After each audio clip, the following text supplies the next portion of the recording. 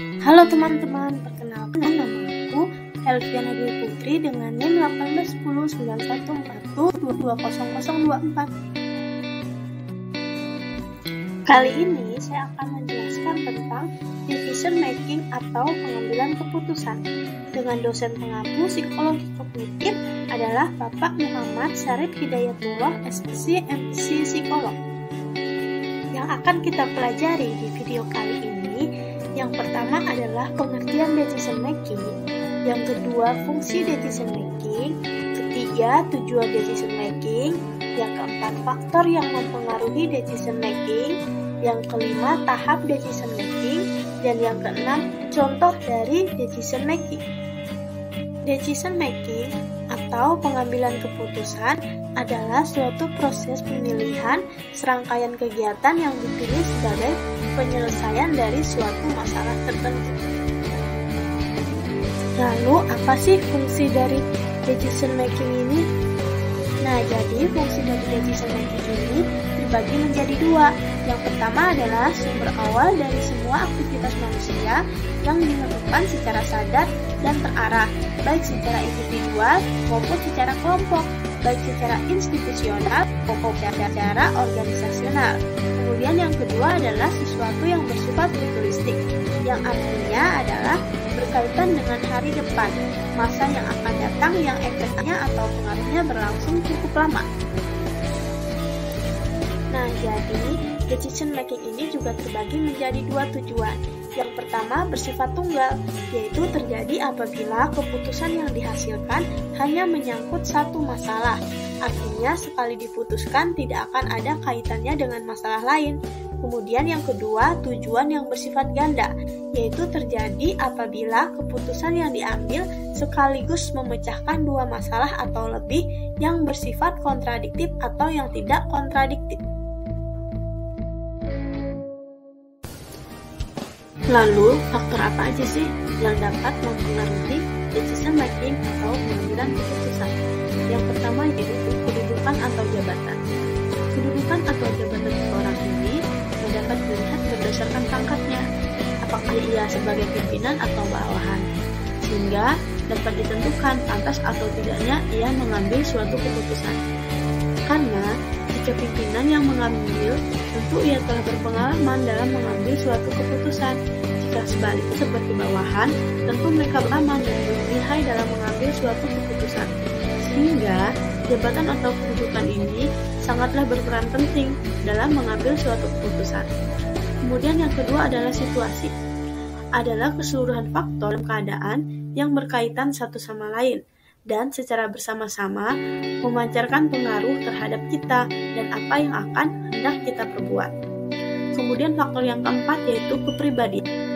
Tingkah laku atau karakter seseorang dalam pengambilan suatu keputusan juga sangat mempengaruhi, di mana sifat manusia ini beragam.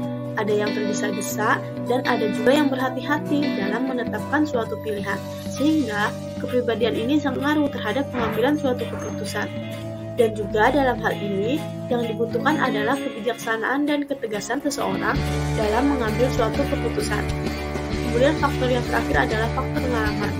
Semakin banyak seseorang tersebut mengambil keputusan, maka ia akan berani dalam mengambil keputusan. Dan hal ini juga berkaitan dengan keahlian yang dimiliki oleh pimpinan atau skill yang ia miliki karena pengalaman yang pernah dialaminya.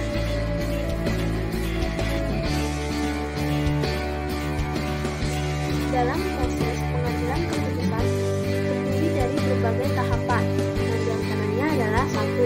Identifikasi masalah. Dalam proses pengambilan keputusan, individu itu diharapkan mampu untuk mengidentifikasi masalah yang ada di dalam suatu keadaan atau permasalahan. Yang kedua, pengumpulan dan penganalisisan data. Individu pengambilan keputusan diharapkan dapat mengumpulkan dan menganalisis data yang dapat membantu dirinya dalam memecahkan masalah yang ada. Kemudian yang ketiga, pembuatan alternatif kebijakan. Setelah melakukan pengumpulan dan penganalisisan data, maka masalah akan terinci dengan tepat dan tersusun dengan baik. Selanjutnya, individu pengambilan keputusan perlu memikirkan pemecahan masalah dengan memberikan berbagai alternatif yang ada. Kemudian yang keempat, pemilihan salah satu alternatif terbaik. Pemilihan satu alternatif yang dianggap paling tepat untuk memecahkan masalah tertentu dilakukan atas dasar pertimbangan yang matang. Dalam pemilihan satu alternatif, dibutuhkan waktu yang lama karena hal ini menentukan alternatif yang dipakai akan berhasil atau sebaliknya. Kemudian yang kelima, pelaksanaan keputusan. Pada pelaksanaan keputusan berarti individu pengambilan keputusan harus mampu menerima dampak yang positif atau negatif. Jika menerima dampak yang negatif, individu pembuat keputusan harus mempunyai alternatif lain untuk mengatasi dampak yang ada. Kemudian yang keenam adalah pengetahuan dan mengevaluasi hasil pelaksanaan.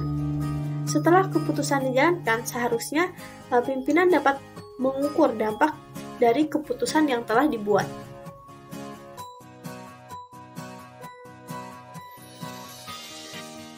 Nah, setelah mengerti tentang decision making atau pengambilan keputusan, biar lebih paham lagi, yuk kita perhatikan contoh sederhana decision making atau pengambilan keputusan dalam kehidupan sehari-hari.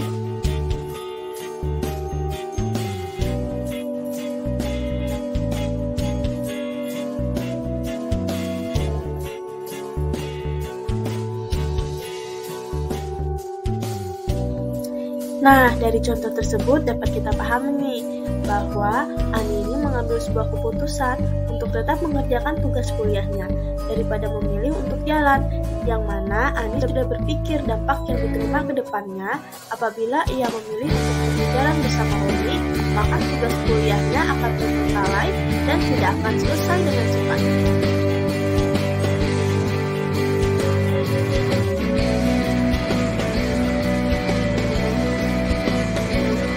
Nah, sebelumnya pernah nggak sih teman-teman mengambil sebuah keputusan yang sangat sulit dalam hidup teman-teman? Coba yuk ceritakan di kolom komentar bagaimana itu bisa terjadi dan mempengaruhi hidup teman-teman sekalian.